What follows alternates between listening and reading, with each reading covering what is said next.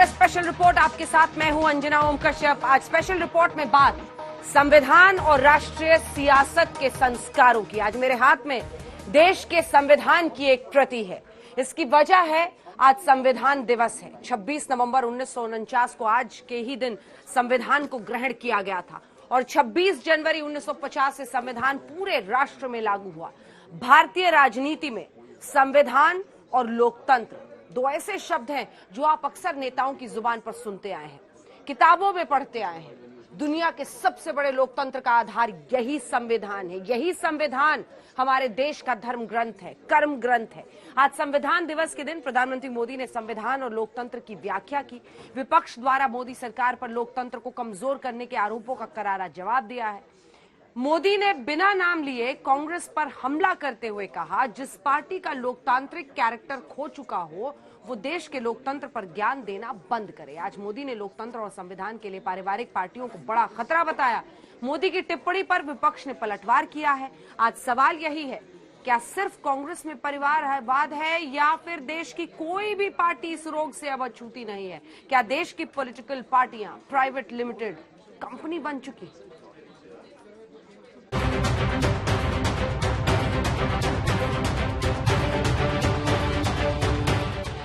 राजनीतिक दल, party for the family, party by the family, अब आगे कहने की जरूरत मुझे नहीं लगती। नेताओं ने कुनबा जोड़ा, लोकतंत्र की राह में रोड़ा। उन्होंने जो परिवार के बारे में बात करता है, पहले खुद का संघ परिवार के बारे में सोच ले। क्या सिर्फ कांग्रेस परिवारवाद के भरोसे है? प्रधानमंत्री जी के मन में ये विचार कब आया? सत्ता मिलने पाने के बाद। सत्ता किसके जरिए पाली? इन्हीं पारिवारिक पार्टियों के साथ में आप हाथ मिलाते रहे। राजनीतिक पार्टियां या प्राइवेट लिमिटेड कंपनी? प्रधानमंत्री का दुनिया में तो एक ही दुश्मन है, गांधी और गांधी परिवार। परिवारवाद पर तेरा मेरा। से ज्यादा परिवारवाद तो प्रधानमंत्री जी बीजेपी में है। राजनाथ सिंह जी के पुत्र कौन है? वसुंधरा राजे। समझना यह भी है कि क्या संविधान, लोकतंत्र, इन्हीं सबको हथियार बनाकर विपक्ष मोदी पर हमला करता रहा है। और इस बार प्रधानमंत्री नरेंद्र मोदी ने संविधान दिवस पर उसी संविधान, उसी लोकतंत्र का हवाला देकर विपक्ष को घेरने की कोशिश की है। क्योंकि परिवारवाद के जरिए प्रधानमंत्री ने कहा कि लोकतंत्र को सबसे बड़ा खतरा वो तमाम पार्टियां हैं जिन पर परिवारवाद का कब्जा इस देश में हो चुका है। वो लोकतंत्र की पूरी आत्मा को ही आहत करती हैं। इसी के साथ कई मुद्दों पर नाम लिए बिना, नाम किसी का नहीं लिया, लेकिन पीएम का हमला था जिसमें पार्टी फॉर द फैमिली बोल के वो रुक गए। For the family, by the family, of the family, ये सब आगे कहा उन्होंने, बोलने की जरूरत ही नहीं है। परिवारवाद की नई परिभाषा क्या है ये भी समझना होगा कि आखिर परिवारवाद क्या है, क्योंकि कोई भी पार्टी अब अछूती कहां दिखती है। नेताओं के बेटों को टिकट देकर फिर वो जीतते हैं, फिर मंत्री भी बनाया जाता है। तमाम पार्टियों का यही हाल है। पारिवारिक पार्टी वर्सेस नेताओं की विरासत।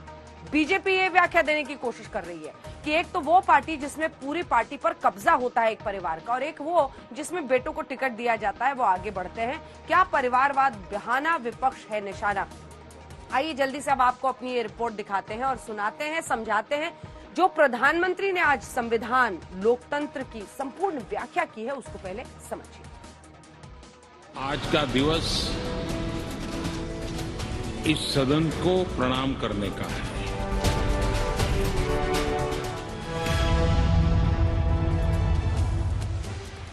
संसद के जिस सेंट्रल हॉल में संविधान सभा की पहली बैठक हुई थी, उसी सेंट्रल हॉल में आयोजित संविधान दिवस कार्यक्रम पर सरकार और विपक्ष के बीच महाभारत छिड़ गया।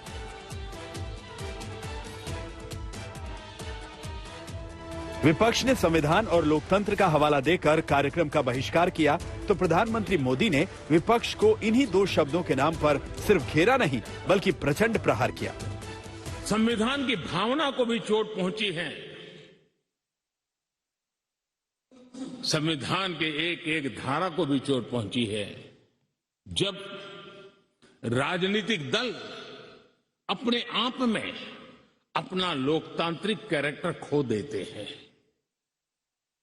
जो दल स्वयं लोकतांत्रिक कैरेक्टर खो चुके हो वो लोकतंत्र की रक्षा कैसे कर सकते हैं? राजनीतिक दल, party for the family, party by the family,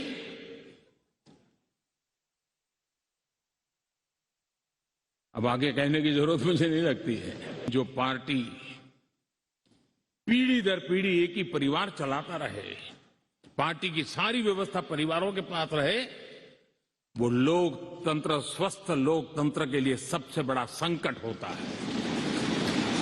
क्या हमारा संविधान भ्रष्टाचार को अनुमति देता है?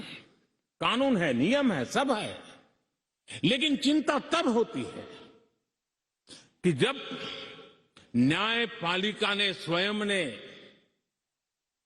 किसी को अगर भ्रष्टाचार के लिए घोषित कर दिया हो,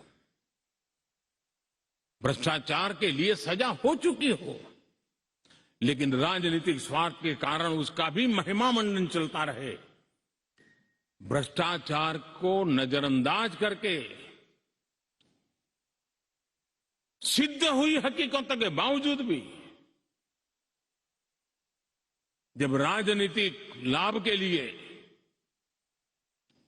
सारी मर्यादाओं को तोड़कर, लोक लाज को तोड़ करके 2-4 साल के बाद लोग स्वीकार कर लेते हैं कि हमें ऐसी समाज व्यवस्था खड़ी करनी है। मोदी ने एक तीर से विरोधियों पर निशाना साधा है। निशाना नंबर 1 गांधी परिवार, निशाना नंबर 2 मुलायम सिंह यादव, निशाना नंबर 3 लालू यादव, निशाना नंबर 4 शरद पवार, निशाना नंबर 5 उद्धव ठाकरे, निशाना नंबर 6 फारूक अब्दुल्ला, निशाना नंबर 7 महबूबा मुफ्ती, निशाना नंबर 8 स्टालिन। वैसे भारतीय राजनीति में परिवारवाद की जड़ें गहरी धसी हुई हैं। यहाँ राष्ट्रीय पार्टियों से लेकर क्षेत्रीय दलों में परिवारवाद का बोलबाला है, लेकिन मोदी ने कांग्रेस पर निशाना साधा। वही कांग्रेस जो एक ही परिवार के कुनबे के कंट्रोल में है। हालांकि परिवारवाद को परिभाषित करते हुए प्रधानमंत्री ने थोड़ा संशोधन किया है, इसे भी समझिए। प्रधानमंत्री के मुताबिक किसी राजनेता के परिवार वाले राजनीति में आ सकते हैं। अगर ऐसा है तो इसे परिवारवाद वो नहीं मानते। असल में परिवारवाद का मतलब है पारिवारिक पार्टियां, यानी जिन राष्ट्रीय या क्षेत्रीय पार्टियों पर सिर्फ एक परिवार का लगातार कब्जा बना हुआ हो, जिस पार्टी का पूरा कंट्रोल एक परिवार के हाथ में हो। ठीक वैसे ही जैसे किसी प्राइवेट लिमिटेड कंपनी में होता है, यानी नेताओं के परिवार का राजनीति में आना जाना परिवारवाद नहीं है, लेकिन नेताओं के द्वारा पार्टी का पूरा संगठन विरासत में परिवार को सौंपना परिवारवाद है। आज मोदी ने विपक्ष को संविधान और लोकतंत्र का हवाला देते हुए 4 मुद्दों पर घेरा। नंबर 1 राष्ट्रहित, नंबर 2 परिवारवाद, नंबर 3 भ्रष्टाचार और नंबर 4 अधिकार और कर्तव्य। नेशन फर्स्ट कालक्रम से राजनीति ने उस पर इतना प्रभाव पैदा कर दिया है कि देश हित भी कभी कभी पीछे छूट जाता है। प्रधानमंत्री ने विपक्ष को सीधा संदेश दिया, वही विपक्ष जो एक सुर में मोदी सरकार को लोकतंत्र और संविधान के नाम पर घेर रहा है। गोडसे के हिंदुस्तान के साथ हम नहीं रह सकते। हमें गांधी का हिंदुस्तान चाहिए, हमें नेहरू का हिंदुस्तान चाहिए। नरेंद्र मोदी जी ने और अमित शाह जी ने हिंदुस्तान की लोकतांत्रिक आत्मा पर चोट मारी है। ये लोगों को डराना चाहते हैं, डरा के लोकतंत्र नहीं चलेगा। इसीलिए मैंने कहा ये 180 डिग्री प्राइम मिनिस्टर हैं, जो कहते हैं उसका उल्टा बिल्कुल काम करते हैं। विपक्ष के वार पर मोदी ने पलटवार किया है। मोदी की व्याख्या का सारांश यही है कि जो नेता निजी हितों के चक्कर में अपनी पार्टी का लोकतंत्र नहीं बचा सके, वो देश का लोकतंत्र मजबूत कैसे करेंगे। अब सवाल यह है कि जिन पार्टियों के अंदर आंतरिक लोकतंत्र का दावा है, क्या वहां कोई वाद नहीं है? आज तक ब्यूरो। सिद्धांतों की अगर वैचारिक कसौटी पर आप देखेंगे तो परिवारवाद राजनीतिक पार्टियों पर किसी कालिक से कम नहीं है, लेकिन दुर्भाग्य यही है कि हर पार्टी ने इस कालिक से परहेज करना छोड़ दिया है। और इसीलिए आज अगर आप देखें तो तमाम राजनीतिक पार्टियां जो इस देश की हैं, उन सब में परिवारवाद किसी न किसी रूप में आपको दिखाई देता है। आपको बताएं कांग्रेस पार्टी में कमान परिवार के हाथ है। हम एक एक करके तमाम पार्टियों को दिखा रहे हैं क्योंकि 7 फरवरी 2020 तक देश में कुल 8 राष्ट्रीय पार्टियां हैं, 53 क्षेत्रीय दल है। जो बड़ी राष्ट्रीय पार्टियां हैं उनका हम आपको बता रहे हैं। बीजेपी का कमान संगठन के हाथ में है और इसी के साथ बीजेपी के बाद हम आपको दिखा रहे हैं बहुजन समाज पार्टी, कमान परिवार के हाथ, आपको पता है मायावती। मार्क्सवादी कम्युनिस्ट पार्टी, यहां पर एक बार फिर बात होती है तो कमान संगठन के हाथ में है और उन्होंने परिवारवाद तक काफी हद तक परहेज किया है उससे। जो अगली पार्टी हम आपको भारतीय कम्युनिस्ट पार्टी के बाद दिखा रहे हैं वो है राष्ट्रवादी कांग्रेस पार्टी। भारतीय कम्युनिस्ट पार्टी भी कमान संगठन के हाथ में। एनसीपी कमान परिवार के हाथ में। फिर पवार फैमिली, और पवार फैमिली की पॉलिटिक्स एनसीपी के जरिए उसका वर्चस्व चलता रहता है। टीएमसी कमान परिवार के हाथ क्योंकि ममता बनर्जी हैं सर्वोसर्वा और उन्हीं के भतीजे बताया जाता है कि आगे पार्टी को ले जाएंगे। एक और पार्टी नेशनल पीपल्स पार्टी जहां पर कमान परिवार के हाथ में। तो कुल जो 8 राष्ट्रीय पार्टियां हैं वो हमने आपको दिखा दी कि कैसे इन सभी के जो नेतृत्व है, जो संगठन है, वो परिवार के हाथ में। 2 सिर्फ निकली जो इस कसौटी पर सही ठहरती।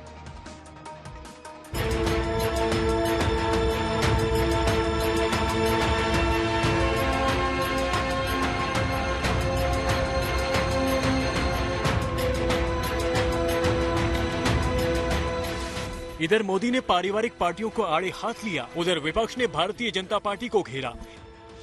एक जमाने में बीजेपी के साथ रहे शिवसेना ने पूछा, सत्ता में आने के बाद क्यों बदल गए सरकार? प्रधानमंत्री जी के मन में ये विचार कब आया? सत्ता मिलने पाने के बाद में। सत्ता किसके जरिए पाली? इन्हीं पारिवारिक पार्टियों के साथ में आप हाथ मिलाते रहे, 30-30 बरस साथ में रहे और उस छोड़ो, वहां तो कश्मीर में तो उनके साथ में जाकर वहां भी सरकार बनाई पारिवारिक पार्टी को। इसलिए मैं बोला हूँ, जो विचारधारा को लेकर चलता है ना, वो हिलना भी नहीं चाहिए। वहां तो जाना ही नहीं था ना पारिवारिक पार्टियों के साथ में, क्यों गए? उनकी सीढ़ी पकड़कर ऊपर जाते और बाद में सीढ़ी पे लात मारने की बात आ जाती है। यही तो गलत सोच है ना। इसलिए विश्वास ढह गया, क्षमा मांगने की नौबत आती है। शिवसेना ने पारिवारिक पार्टियों से गठजोड़ वाला चैप्टर बीजेपी को याद दिलाया तो वहीं कांग्रेस से पूछा, परिवार पर तो बोले लेकिन चीन पर चुप्पी क्यों है? प्रधानमंत्री का दुनिया में तो एक ही दुश्मन है, गांधी और गांधी परिवार, और किसी को नहीं देखते। चीन हमारे जमीन कब्जा कर रहे हैं, प्रधानमंत्री को उस तरह उनका ध्यान नहीं है, ख्याल नहीं है। उनका बस एक ही दुश्मन है, कांग्रेस पार्टी। और मौका मिलते ही कांग्रेस पार्टी को गली गलौज करो, कांग्रेस पार्टी के खिलाफ तीखी प्रहार करो, जो भी मर्जी करो। लेकिन हमारे बगल में चीन हमारे जमीन को कब्जा कर रहे हैं, उनके लिए उनका कोई माथा पच्ची नहीं है, कोई कुछ नहीं करते। हमारा देश में आकर चीन अपना गांव बिछा रहे हैं, कोई इनसे फर्क नहीं पड़ता। मोदी जी को बोलने के लिए कुछ बचा नहीं है। जो किसानों के पास माफी मांगने के बाद और लोग समझ गया है नरेंद्र मोदी क्या है। इन्होंने जो परिवार के बारे में बात करता है, पहले खुद का संघ परिवार के बारे में सोच ले।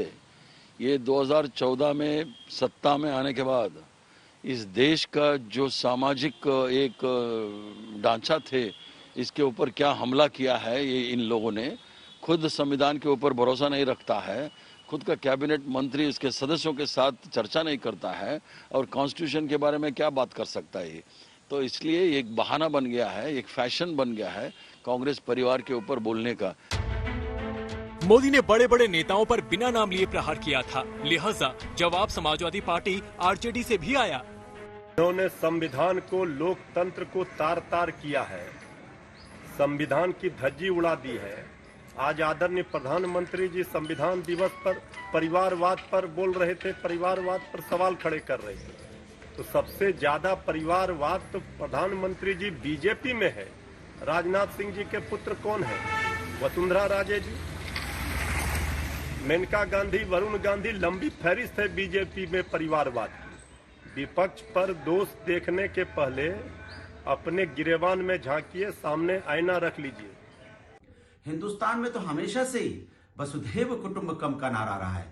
हम तो हमेशा से सनातन धर्म पूरे विश्व को अपना परिवार मानता है और लोकतंत्र में तो सत्ता में तो वही पहुंचेगा प्रधानमंत्री जी जो जनता जिसको चुनेगी। तो कम से कम जनता का तो अपमान हम नहीं कर सकते। दूसरी बात, किसान हमारा परिवार है जो परेशान है। 700 किसानों की मौतें हो गई। हिंदुस्तान हमारा परिवार है जो आज महंगाई बेरोजगारी से परेशान है, वो कमर टूट गई, आत्महत्या करने पे मजबूर है। इन परिवार वालों की बात कब होगी, ये मैं जानना चाहता हूं। विपक्ष ने मोदी को घेरा, लेकिन नीतीश कुमार ने मोर्चा संभाला। बोले वंशवाद वाली पार्टियों की एक्सपायरी डेट आ गई है। बड़ी बात यह है कि भारत की राजनीति में वंशवाद हर राजनीति दल की हकीकत है, जिसे स्वीकार करने को तैयार कोई नहीं। तर्क यही है कि डॉक्टर का बेटा डॉक्टर बन जाए, इंजीनियर का बेटा इंजीनियर बन जाए, वकील का बेटा वकील बन जाए। अगर ये परिवारवाद नहीं है तो राजनीतिक नेता का बेटा या बेटी राजनेता क्यों नहीं बन सकता? तो क्या जिस राजतंत्र से छुटकारा पाने के लिए लोकतंत्र अपनाया गया, उसी लोकतंत्र में राजतंत्र का नया अवतार परिवारवाद है? आज तक ब्यूरो।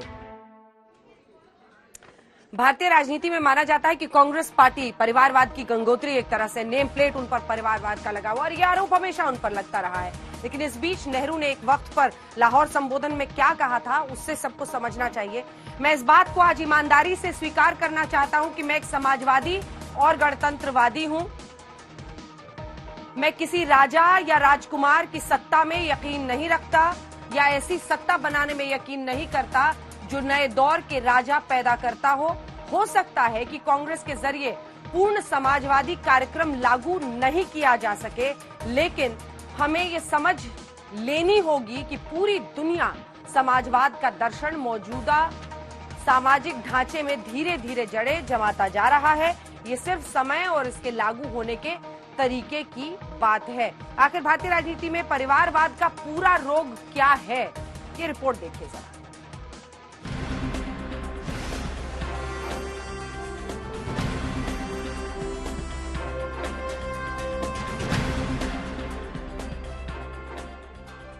भले ही परिवारवाद के लिए सबसे ज्यादा निशाने पर कांग्रेस रही है, लेकिन बिहार में लालू प्रसाद यादव हो, उत्तर प्रदेश में मुलायम सिंह यादव और चौधरी अजीत सिंह का परिवार, हरियाणा में चौधरी देवीलाल का परिवार है, महाराष्ट्र में शरद पवार का परिवार हो, बाला साहेब का परिवार हो, कर्नाटक में एच.डी. देवगौड़ा का परिवार हो, आंध्र प्रदेश में एन.टी. रामाराव चंद्रबाबू नायडू का परिवार, तेलंगाना में के चंद्रशेखर का परिवार हो, तमिलनाडु में करुणानिधि का परिवार हो, जम्मू कश्मीर में अब्दुल्ला और मुफ्ती परिवार, पंजाब में बादल परिवार हो। देश की राजनीति में आज के मौजूदा दौर में ज्यादातर पार्टियां ऐसी हैं जहां वंशवाद है। अगर बात करें तो जवाहरलाल नेहरू 1951 से 1954 तक 3 साल तक पार्टी के अध्यक्ष रहे। वहीं 7 साल तक इंदिरा गांधी कांग्रेस अध्यक्ष रहीं, पहली बार 1969 में और दूसरी बार 1978 से 1984 तक। राजीव गांधी भी 1985 से 1991 तक 6 वर्षों तक पार्टी के अध्यक्ष रहे, जबकि सोनिया गांधी 1998 से लेकर 2017 तक पार्टी अध्यक्ष रहीं, जबकि 2 साल तक राहुल गांधी पार्टी अध्यक्ष रहे, 2017 से 2019 तक। यानी आजादी के बाद से ही कांग्रेस पार्टी की कमान गांधी परिवार के हाथों में है। बड़ी बात यह है कि सामाजिक परिवर्तन की जंग को सबसे ज्यादा मजबूती से लड़ने वाली पार्टी डीएमके भी परिवारवाद से बच नहीं सकी। आज करुणानिधि के बेटे डीएमके के मुखिया और तमिलनाडु के मुख्यमंत्री हैं। इसी तरह गांधी नेहरू के परिवारवाद के खिलाफ लड़ाई लड़ने वाले लोहियावादी और चौधरी चरण सिंह के शिष्य मुलायम सिंह यादव ने जब समाजवादी पार्टी बनाई तो राजनीतिक उत्तराधिकार अपने बेटे को सौंपा। मायावती ने भाई आनंद कुमार और भतीजे आकाश के हाथों में कमान सौंपकर उत्तराधिकारी के सवाल को विराम दे दिया। वहीं कर्पूरी ठाकुर और जयप्रकाश नारायण के शिष्य लालू प्रसाद यादव भी सियासी विरासत परिवार को सौंप चुके हैं। सिर्फ सामाजिक न्याय की बात करने वाली पार्टियों ने ही अपनी विरासत अपने परिवार वालों को नहीं सौंपी है। बाला साहब ठाकरे ने भी अपनी विरासत किसी पार्टी वर्कर को नहीं बल्कि बेटे उद्धव ठाकरे को सौंपी। ठीक ऐसे ही जम्मू कश्मीर की मुख्यधारा की 2 बड़ी पार्टियां यानी पीडीपी और नेशनल कॉन्फ्रेंस भी परिवारवाद के सहारे सियासी मैदान में है। यानी परिवारवाद की जड़ें देश की राष्ट्रीय पार्टी से लेकर क्षेत्रीय पार्टियों तक बहुत गहरी है। आज तक ब्यूरो। आपने पार्टियों में परिवारवाद देखा, आपने देखा कई पार्टियों में है, लेकिन इसी के साथ बीजेपी जो आरोप लगा रही है वो खुद भी इससे अछूती नहीं रही है। कई नेताओं के बेटों को टिकट देकर वो विधायक या फिर सांसद बनाते हैं, उसके बाद मंत्री तक उन्हें बनाते हैं, तो कोई अछूता नहीं दिख रहा है। सबसे पहले कांग्रेस पार्टी के परिवारवाद की बात करते हैं। कांग्रेस पार्टी में जवाहरलाल नेहरू के साथ जो शुरू हुआ, हालांकि उससे पहले मोतीलाल नेहरू भी आप कह सकते हैं, लेकिन जवाहरलाल नेहरू के बाद इंदिरा गांधी और फिर राजीव गांधी उनके बेटे और संजय गांधी उनके बेटे और फिर राजीव गांधी की पत्नी सोनिया गांधी और अब दोनों बच्चे उनके राहुल और प्रियंका। ये है पूरा परिवारवाद का फैमिली ट्री कांग्रेस पार्टी का। अब हम आपको आरजेडी का दिखाते हैं। लालू प्रसाद यादव, उनकी बेटी राबड़ी देवी, तेज प्रताप एक बेटे, दूसरे बेटे तेजस्वी और फिर मीसा उनकी पुत्री भी जो पॉलिटिक्स में आ चुकी हैं। फिर समाजवादी पार्टी का परिवारवाद जिसमें शिवपाल यादव, रामगोपाल यादव, अभयराम भाई तीनों और फिर उनके बेटे अखिलेश, और अखिलेश पर ही नहीं रुका, उनकी पत्नी डिंपल भी परिवारवाद की इस पॉलिटिक्स के पूरे फैमिली ट्री में पहुंच जाती हैं। अब अकाली दल का देखिए, प्रकाश सिंह बादल, सुखबीर सिंह बादल उनके बेटे, भतीजा उनका मनप्रीत बादल और सुखबीर बादल की पत्नी जो कि प्रकाश सिंह की बहू हुई वो भी हरसिमरत कौर बादल भी मंत्री थी अभी तक सरकार में, हालांकि अब वो अलग हो गई है, लेकिन ये फैमिली ट्री उनका है। डीएमके एम करुणानिधि के साथ जो शुरू हुआ, स्टालिन बेटा एक, अलड़गिरी उनके बेटे और फिर कनिमोरी जो उनकी बेटी है। तो अलड़गिरी हो या फिर स्टालिन, दो बेटे भी उनके पॉलिटिक्स में रहे काफी एक्टिव और कनिमोरी भी है। तो ये फैमिली ट्री डीएमके का हमने आपको दिखा दिया। तो कई सारी पार्टियां हैं, संगठन में कब्जा जरूर इन पार्टियों में पूरी तरह से एक परिवार का है, लेकिन परिवारवाद की राजनीति से अब इस देश में कोई भी पार्टी अछूती नहीं रही है, ये साफ और स्पष्ट कहना ही होगा। बहरहाल अब बात कर लेते हैं स्पेशल रिपोर्ट में जरा किसान आंदोलन की। आज 1 साल यानी सालगिरह है किसान आंदोलन की। जश्न भी है, लेकिन जीत को अधूरा बताते हुए आगे की लड़ाई की तैयारी किसान कैसे कर रहे हैं, देखिए जरा।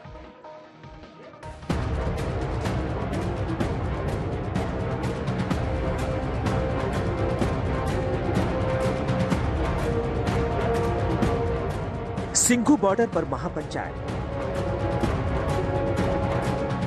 गाजीपुर बॉर्डर पर किसानों का शक्ति प्रदर्शन,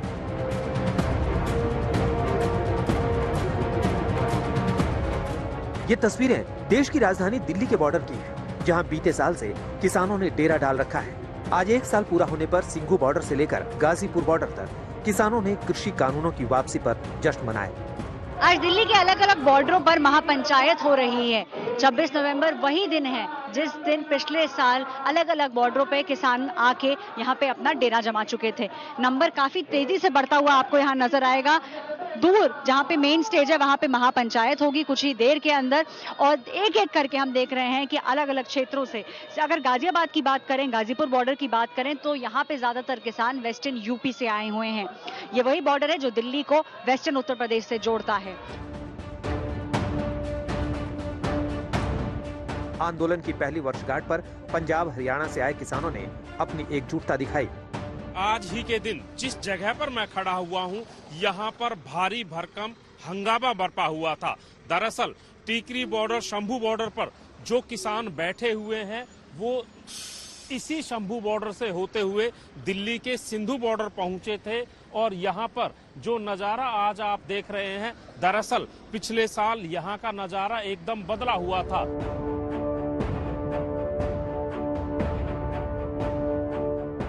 कानून वापसी के बाद अब किसान एमएसपी की गारंटी कानून चाहते हैं। किसानों का कहना है कि जब तक एमएसपी पर कानूनी गारंटी नहीं, तब तक घर वापसी नहीं। ऐश्वर्या पालीवाल के साथ सत्येंद्र चौहान, आज तक। किसान आंदोलन का 1 साल, अब आगे क्या होगा? क्या आंदोलन खत्म होगा? इसे राकेश टिकैत और अनिल विज के बीच हुई चर्चा के जरिए जरा समझिए। आप जिस मुद्दे को लेकर चले थे, मुख्य मुद्दा है, उसको हमने मान लिया। अब उसके बाद भी आप घर वापसी अगर नहीं करते हैं तो आपके आंदोलन पर प्रश्न चिन्ह लगता है विश्वसनीयता का। मांगे हमेशा रहेंगी, कोई सारी मांगे कभी खत्म नहीं हो जाएगा। क्या लेने दो, हमको तो पहले बहुत नामों तो पुकारा, अब बिना बदलू भी कह लो भाई। एमएसपी चाहिए, एमएसपी की गारंटी। और जो प्रधानमंत्री जब मुख्यमंत्री थे 2011 में, वो उस कमेटी में थे जब एमएसपी की गारंटी कानून बनाने की बात करी गई। तो क्या उस टाइम पे प्रधानमंत्री, उस टाइम के मुख्यमंत्री थे गुजरात के और इसी पार्टी में थे, उन्होंने गलत जानकारी दी थी क्या देश के सामने? आप ये तो बात करते प्रधानमंत्री जी का, इस बात के लिए तो धन्यवाद करते और झूम के धन्यवाद करते कि ये हमारी इतनी बड़ी मांग को प्रधानमंत्री जी ने एक शब्द में मान लिया। आप टिकैत जी, आप इस बात पे चूक गए, आपने नहीं किया। भाई इनकी तो बात चलती है सरकार में, दिल्ली सरकार में, यही बिचौलवा बन जा, एमएसपी दुआ दे, यही क्रेडिट ले ले उसका। हम तो इन्हीं का धन्यवाद कर देंगे कि पहले 3 बिल पास करो, तो 3 बिल पास कर दिए, अब कैबिनेट ने भी पास कर दिए, 29 तारीख को लोकसभा में भी वो पेश हो जाएगा। तो आपको कहीं तो विश्वास करना चाहिए। एक प्रधानमंत्री राष्ट्र के नाम संदेश में ये घोषणा करता है और आप उस पर प्रश्न चिन्ह लगाते हो। विश्वास तो है, जो उन्होंने 3 काले कानून वापसी लेने की बात करी, हमें तो विश्वास है कि वो ले लेंगे। मैंने कब करा के वे नहीं लेने के भाई, हमने ये कब कहा कि वे नहीं लेने के? पहले बार बार कहते थे कि 3 बिल वापस ले लो, हम घर चले जाएंगे। तो 3 बिल वापस कर दिए तो जाओ घर नहीं जाते, धन्यवाद नहीं करते, शुक्रगुजार नहीं होते हैं। तो अब इनके मन की क्या बातें हैं, अभी इनके मन के अंदर जो बातें हैं वो यही जानते हैं। लड़ाई किसकी है? आपकी विश्वसनीयता पर भी सवाल खड़ा कर रहे हैं। एमएसपी पे जो कोरोना बीमारी आई, कोरोना के अस्पताल तो देश में थे नहीं, बीमारी के हॉस्पिटल पहले थे। कोरोना एक बीमारी आई भयंकर, तो सब पूरा स्टाफ, सब सरकारें लगी कि पहले इसे पीट लो भाई, कोरोना आ गया। तो ये काले कानून आ गए, वे पहले सब चीज हट गए, सबने पहले इसको दाब्या, वह बीमारी खत्म होगी। अब जो दूसरे मसले हैं उन पर बातचीत कर लो। और अब आपको दिखाते हैं कोरोना के नए वेरिएंट से एक बार फिर कैसे दुनिया में दहशत आ गई है। कोरोना वायरस के प्रकोप से थोड़ी राहत मिलने पर जिंदगी अब धीरे धीरे पटरी पर लौट रही थी, लेकिन एक बार फिर से बड़े खतरे की आहट सुनाई देने लगी है। रूप बदलकर दुनिया में कई बार तबाही ला चुके इस वायरस ने एक बार फिर अपना चेहरा बदला है, जिसे वैज्ञानिक बेहद घातक मान रहे हैं।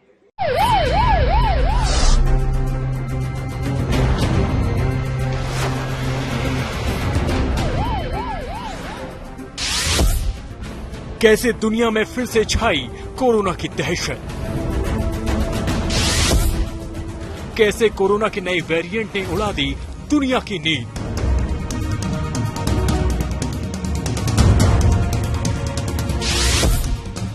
कहां से आया है कोरोना वायरस नया और घातक वेरिएंट?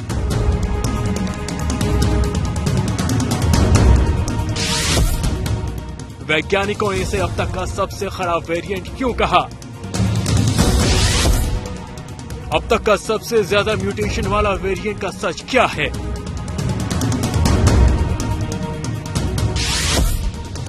भारत से लेकर ब्रिटेन तक कैसे कोरोना के नए वेरिएंट का जारी हुआ अलर्ट?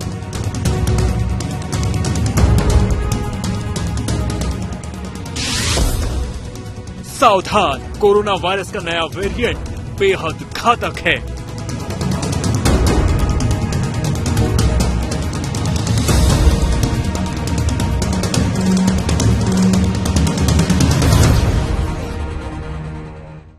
आज जब कोरोना के वायरस को फैले 2 साल होने वाले हैं, तभी कोरोना वायरस के सबसे खराब वेरिएंट ने दुनिया को दहला दिया है। कोरोना के नए वेरिएंट, जिसे बोत्सवाना वेरिएंट भी कहा जा रहा है, ये वेरिएंट दरअसल दक्षिण अफ्रीका से सामने आया है। इसे अब तक का सबसे खराब वेरिएंट माना जा रहा है। विश्व स्वास्थ्य संगठन ने भी नए वेरिएंट के खतरे की आशंका के मद्देनजर चौकन्ना होने को कहा है। अब सवाल यह है कि क्या दुनिया में कोविड-19 की महामारी की नई लहर आएगी?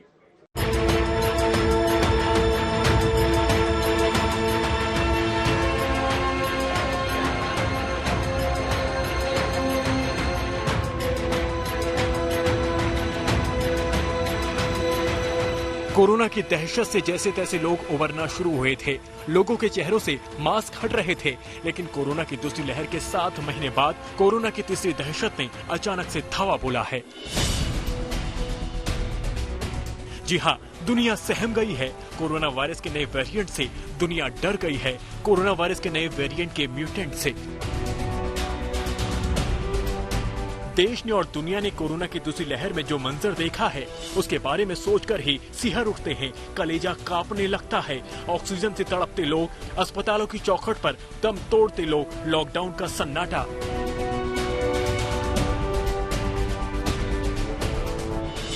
एक बार फिर से वही दहशत लोगों को डरा रही है, क्योंकि दुनिया भर में कोरोना वायरस के नए वेरिएंट को लेकर चिंता जताई जा रही है। इसे अब तक का सबसे ज्यादा म्यूटेशन वाला वेरिएंट बताया जा रहा है। इसमें इतने ज्यादा म्यूटेशन है कि इसे एक वैज्ञानिक ने डरावना बताया है, तो दूसरे वैज्ञानिक ने इसे अब तक का सबसे खराब वेरिएंट कहा है। इस नए वेरिएंट के सामने आने के बाद सवाल उठने लगे हैं कि ये नया वेरिएंट कितना संक्रामक है, वैक्सीन के बावजूद भी ये कितना तेजी से फैल सकता है और इसे लेकर क्या करना चाहिए। फिलहाल इसे लेकर कई कयास लगाए जा रहे हैं, लेकिन अभी तक कुछ ही सवालों के जवाब मिल पाए हैं। इस वेरिएंट को B11529 कहा जा रहा है और WHO यानी विश्व स्वास्थ्य संगठन इसे कोई नाम दे सकता है, जैसे अल्फा और डेल्टा वेरिएंट नाम दिए गए थे। दक्षिण अफ्रीका में centre for epidemic response and innovation के निदेशक प्रोफेसर टूलियो डे ओलिवेरा कहते हैं, इसमें बहुत ज्यादा म्यूटेशन है। म्यूटेशन का असामान्य समूह है और ये अन्य वेरिएंट से बहुत अलग है।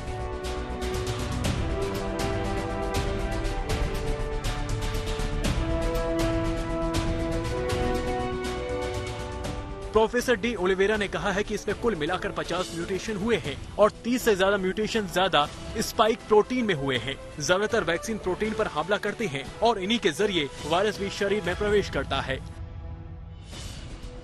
वायरस के हमारे शरीर की कोशिकाओं से संपर्क बनाने वाले हिस्से की बात करें तो इसमें 10 म्यूटेशन हुए हैं, जबकि दुनिया भर में तबाही मचाने वाले डेल्टा वेरिएंट में 2 म्यूटेशन हुए थे। The latest before this was the Delta variant, which everybody was talking about. So as we understand, this virus is known to mutate. So as long as the virus is multiplying in the population, there is a chance of it mutating. So the one which has recently been found in certain parts of the world is the variant which we are discussing right now.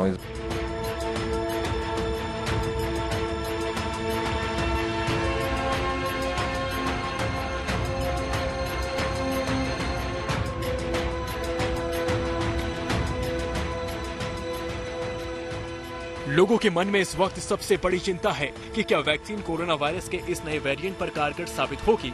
वैसे कहा जा रहा है कि सभी mutation का मतलब ये नहीं होता कि वो बुरे होते हैं, लेकिन ये देखना जरूरी है कि इसमें क्या क्या म्यूटेशन हुए हैं।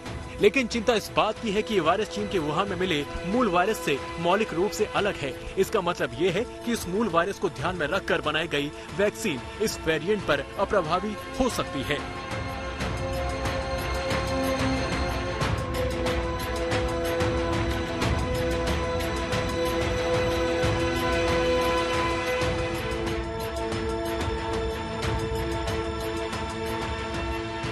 नए वेरिएंट को लेकर प्रयोगशालाओं में होने वाले वैज्ञानिक अध्ययन तस्वीरों को और स्पष्ट करेंगे, लेकिन असल दुनिया में वायरस के प्रभाव की निगरानी से नतीजे जल्दी मिलेंगे।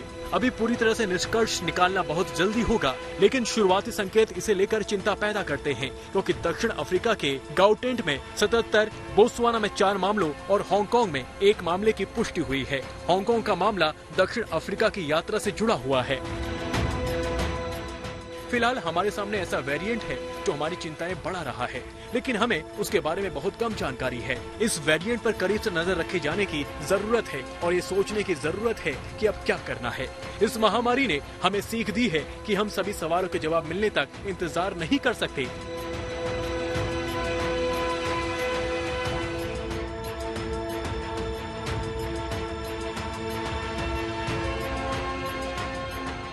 कोरोना वायरस के नए वेरिएंट की गंभीरता को देखते हुए भारत के केंद्रीय स्वास्थ्य मंत्रालय ने गुरुवार को राज्यों को निर्देश दिया है कि दक्षिण अफ्रीका, हांगकांग और बोत्सवाना से आने जाने वाले यात्रियों की सख्ती से जांच करें।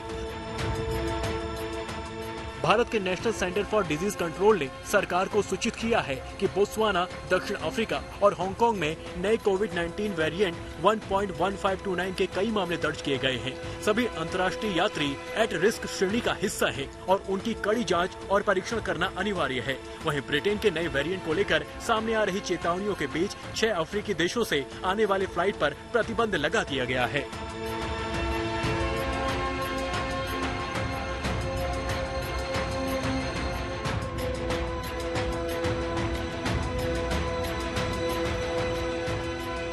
आज तक ब्यूरो।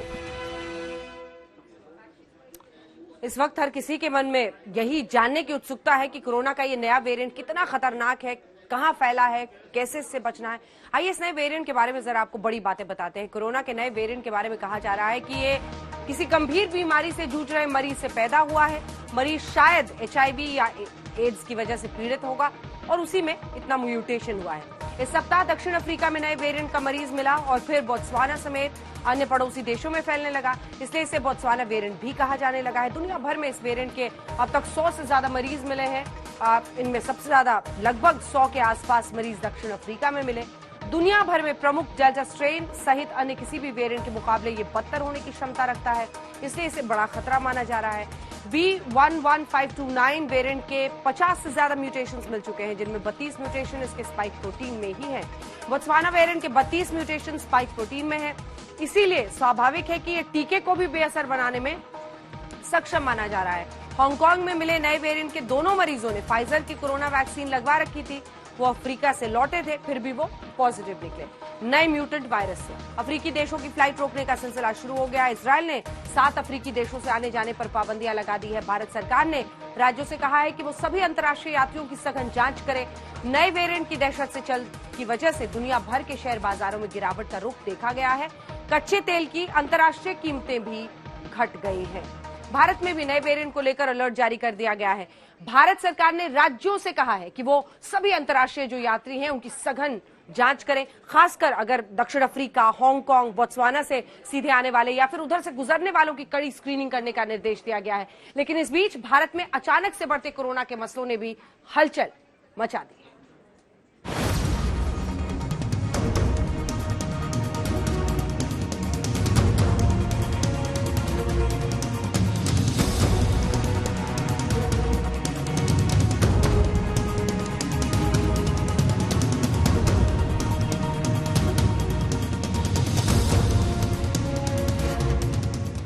तेलंगाना में सरकारी हाई स्कूल के 8 छात्र पॉजिटिव। जोधपुर में 12 बच्चों को कोरोना। इंदौर में 14 सैन्य अफसर कोरोना पॉजिटिव। देहरादून में 11 IFS अधिकारी पॉजिटिव पाए गए। पुष्कर में विदेशी महिला पॉजिटिव मिली। कर्नाटक के मेडिकल कॉलेज में 1821 स्टूडेंट कोरोना पॉजिटिव पाए गए। कोरोना के नए वेरिएंट को लेकर हिंदुस्तान के 13 राज्यों में अलर्ट जारी हो गया है। देश भर में कोरोना संक्रमण के मामले कम होने के बाद फिर बढ़ने शुरू हो गए हैं। पिछले 9 दिनों का डेटा देखें तो मृत्यु दर में 121% तक बढ़ोतरी हुई है। 15 नवंबर को देश भर में 197 कोरोना संक्रमितों की मौत हुई थी, तो वहीं 23 नवंबर को ये बढ़कर 437 तक पहुंच गई।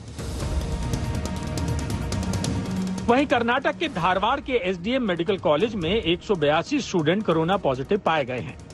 बताया जा रहा है कि सभी फुली वैक्सीनेटेड हैं। कुल 669 लोगों का कोरोना टेस्ट किया गया था, जिसमें पहले 66 छात्र कोरोना पॉजिटिव आए, उसके बाद 116 और लोगों में कोरोना वायरस की पुष्टि हुई।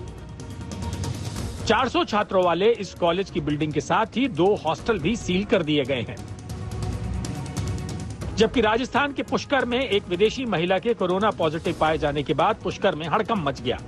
चिकित्सा विभाग को जब विदेशी महिला के कोरोना वायरस से पीड़ित होने की सूचना मिली, तो उन्होंने जिस होटल में विदेशी महिला ठहरी थी उसके सभी कर्मचारियों और दूसरे विदेशियों को क्वारंटाइन कर उनके सैंपल लिए। एक विदेशी पर्यटक जो कि मंगलवार को पुष्कर के अंदर आई है, उसके कुछ खांसी जुकाम की कंप्लेन होने पर उसने अपने लेवल पर प्राइवेट लैब से जांचें कराई, जिसके अंदर कोरोना पॉजिटिव पाई गई। लोकल कर्मचारी जो काम कर रहे थे उनके हमने सैंपल उठाए। महिला की कंडीशन बिल्कुल ठीक है, जिसे मैंने चेक कर लिया। कोरोना की तीसरी लहर की आशंका ने केंद्र सरकार को भी अलर्ट किया है। स्वास्थ्य मंत्रालय ने गुरुवार को 13 राज्यों को चिट्ठी लिखकर कोरोना टेस्टिंग की घटती हुई तादाद पर चिंता जाहिर की है। केंद्रीय स्वास्थ्य मंत्रालय ने चिट्ठी में कहा है कि अगर टेस्टिंग में कमी की गई तो संक्रमण का सही आकलन नहीं किया जा सकेगा। चिट्ठी में कहा गया है कि पिछले कुछ दिनों के अंदर बंगाल सहित कई राज्यों में पॉजिटिविटी रेट भी बढ़ रहा है। स्वास्थ्य मंत्रालय ने बंगाल के अलावा गोवा, जम्मू और कश्मीर, केरल, लद्दाख, महाराष्ट्र, मणिपुर, मेघालय, मिजोरम, नागालैंड, पंजाब, राजस्थान और सिक्किम को भी पत्र लिखा है। केरल को लिखे गए पत्र में मंत्रालय ने कहा है कि राज्य अगस्त में 2,96,000 कोरोना टेस्ट कर रहा था, जिसे घटाकर अब 56,000 कर दिया गया है। जबकि महाराष्ट्र के स्वास्थ्य मंत्री राजेश टोपे ने कहा है कि महाराष्ट्र में कोरोना की तीसरी लहर आ सकती है, लेकिन ये सेकंड वेव जैसी घातक नहीं होगी। वहीं एक्सपर्ट्स का भी दावा है कि लहर समय समय पर अपनी निश्चित फ्रीक्वेंसी में आती है। पहली वेव सितंबर 2020 में आई थी, दूसरी लहर अप्रैल 2021 में आई थी, अब तीसरी लहर दिसंबर में आने की आशंका है।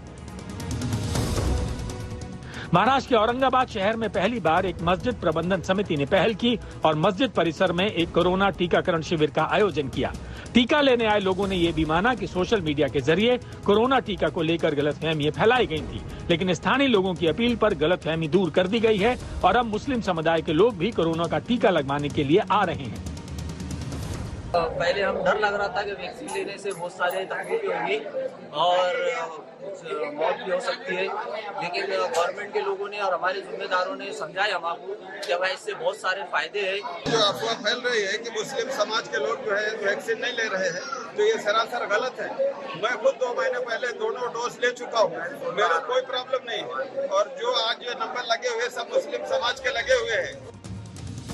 कोरोना के नए वेरिएंट को लेकर यूपी में जारी हुआ है अलर्ट। 3 देशों से आ रहे लोगों पर नजर रखी जा रही है। उत्तर प्रदेश के स्वास्थ्य विभाग ने एक बार फिर लोगों को कोरोना वायरस का नया वेरिएंट सामने आने की चेतावनी दी है। यूपी के चिकित्सा एवं स्वास्थ्य विभाग की ओर से इसके लिए सतर्कता बढ़ाने के निर्देश दिए गए हैं। सभी एयरपोर्ट पर सुरक्षा के कड़े इंतजामों के बीच लोगों की विशेष जाँच की जाएगी। बोत्सवाना, दक्षिण अफ्रीका और हांगकांग जैसे देशों से आ रहे लोगों की प्राथमिकताओं पर एंटीजन और RT-PCR दोनों से जांच की जाएगी। आज तक ब्यूरो।